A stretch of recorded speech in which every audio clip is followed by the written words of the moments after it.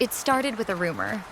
Brookside High had a secret, one that no teacher would talk about, and students only whispered about in hushed voices. There was a door in the back of the old library, one that led down to the basement. It was always locked, and no one ever saw anyone go in or out. But the real story was what lay beyond that door. Emma, a transfer student, first heard about it from a group of classmates during lunch. They say a girl disappeared here in the 90s. One of them, Mark, said, lowering his voice. She stayed after school to finish a project and was never seen again. The teachers covered it up, but people swear they can still hear her crying from the basement at night. Emma wasn't the kind to believe in ghost stories, but something about the way they spoke made her uneasy. One evening, Emma found herself staying late at school to finish an assignment. As she walked past the library, she noticed something strange. The door to the basement, which was always locked, was slightly open. A cold draft seeped out, carrying the faintest whisper of something or someone. Her heart pounded, but curiosity pulled her closer. She hesitated before pushing the door wider. A set of old wooden stairs led downward, disappearing into darkness. The air smelled stale, like dust and mildew, and a single bare light bulb flickered at the top of the staircase. "Hello," she called out, her voice barely above a whisper. Silence.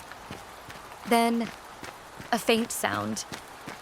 A soft, muffled sob. Emma's breath caught. Someone was down there.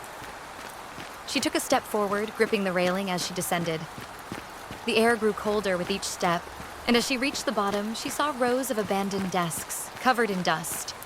Old books and papers lay scattered on the floor, as if the room had once been used, but then suddenly abandoned. And then she saw it. A single chair in the middle of the room with rusted chains hanging loosely from its arms. The sobbing grew louder. Emma turned to her left, and her blood ran cold. In the corner of the basement stood a girl, her long dark hair covering her face, her shoulders trembling. Emma took a step forward, her voice shaking. "Are you okay? Do you need help?" The girl lifted her head slightly, revealing pale, hollowed-out eyes. Emma gasped and stumbled backward, but the girl didn't move. Instead, she whispered, "They locked me in here. I never left." At that moment, the door upstairs slammed shut with a deafening bang. Emma spun around, heart pounding. She sprinted up the stairs, her legs shaking, but the door wouldn't budge. Someone was holding it shut. Desperate, she banged on it, screaming for help. The sobbing behind her turned into a chilling laughter. And then, silence. The door suddenly flew open and Emma tumbled out, gasping for breath. The library was empty, as if nothing had happened. She turned back to the basement, but the door was locked again, as if it had never been open. The next day, she told her classmates what happened, but they only exchanged uneasy glances. "You shouldn't have gone down there," Mark said. "No one who hears the crying is supposed to follow it." Emma never stayed late at school again. And from that day on, whenever she walked past the library, she could feel it. That lingering cold, that heavy silence.